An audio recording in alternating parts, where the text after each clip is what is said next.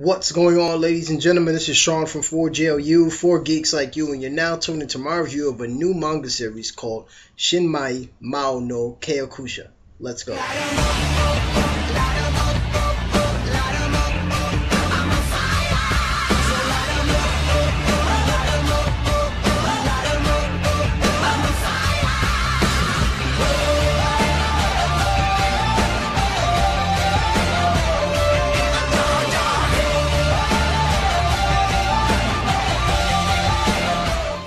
Alright, so the manga picks up where you have this kid named Basara who's standing face to face with this sort of demonic figure, and the demonic figure has these red glowing eyes, and then right after that you find out it's a dream that he's been having since he was a kid. The next panel we're introduced to Basara again, but he's a little bit older. He's around like 15, 16, and he wakes up to find out that his stepsister Mio was laying on top of him with her breasts in his face, and she's covered up and stuff, but her breasts are in his face.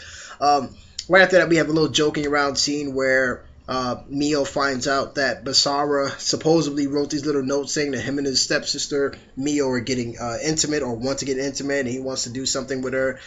We find out later on that it wasn't him, that it was actually his sister, his little stepsister named Maria. And we're introduced to her later on, and she's in the kitchen cooking in like the see-through apron hitting on Basara. And that's why I was like, what kind of manga is this? But moving forward, we get to meet Basara's father, who is a funny guy. He reminds me of Ichigo's dad. He's sort of laid back, but you know that there's something about this guy that you just can't put your finger on yet.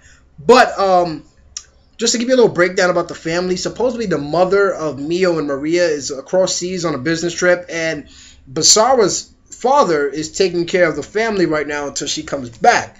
Now, right after that, we get a scene where Basara and Mio go into town because Basara doesn't know the town like that. You know, this family just got together. He moved into the city with this new family, so he wants to see, you know, what's around the area. So they run into a bunch of boys who are hitting on Mio, and they're trying to talk to her, touch her and stuff. Basara picks up his bike and demolishes one of the guys in the face, and, you know, they run off and everything is cool and everything. But when they get back home, this is where the story takes a turn for better, you can say.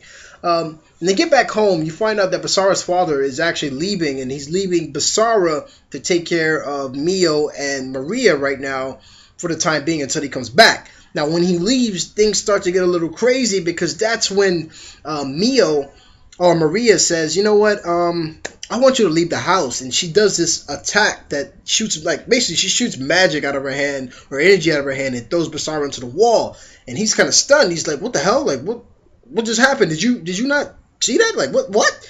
But Mio was like, yeah, well, you're kind of calm because people that normally see magic actually, you know, they're all scared and everything, flustered. So you're pretty calm right now. So then she starts going into details about who she is, and she's actually a succubus who messes around with people's memories or dreams, and she's messed around with Basara's father's mind, made him think that you know, he was actually remarrying this woman who just went across seas, and it's fake. So Basara is there like, whoa, like, you're messing with memories, and it kind of makes you think, is she the one who's messing with his memories? Remember him meeting this guy or this demonic figure in the beginning of the issue when he was a kid? But right after that, Maria goes into detail, and she starts talking about Mio, who's supposed to be the next in line to take over hell. So she's like the demon princess, you can say. And again, right after that, that's where Maria decides to erase Basara's memories, and that's pretty much where the manga ends. It ends on that note where Basara's memories are about to be erased, or they're going to be erased. Overall, I like it. I am going to follow it. But, you know, at first, like I said, it got kind of awkward with the little girl being in the, you know, the see-through apron and stuff. But, you know, it seemed like it can be kind of funny. It does have this Bleach kind of feel to it, but it definitely feels like it's something worth following, especially since I want to find out what exactly it is with you know, Mio, Maria, and Basara. And I'm already kind of hoping it doesn't go the way where Basara's father is actually the demon of hell or something like that, goes that route. But you do know that there's something strange about this guy, especially since right after he left, and it seems like he left knowing that he was leaving Basara to go through some kind of trial or some kind of maybe something to awaken Basara's. But overall, I would definitely give this new manga, 4 out of 5. You know, it was good. The action, it was really, really slow, and it took a long time for you to get to this part. It was like 51 pages or 52 pages. It just took a while. But when you get to the end and you start seeing things, you're like, oh, okay, I definitely might want to stick with this. But yeah, 4 out of 5 from me. This is Sean from 4GLU, 4 Geeks Like You. Stay tuned for more reviews, and I think this comes out every Monday. So I'll try to review this every Monday, or I will review this every Monday, along with the other manga that I found out. I think it's Kumochi.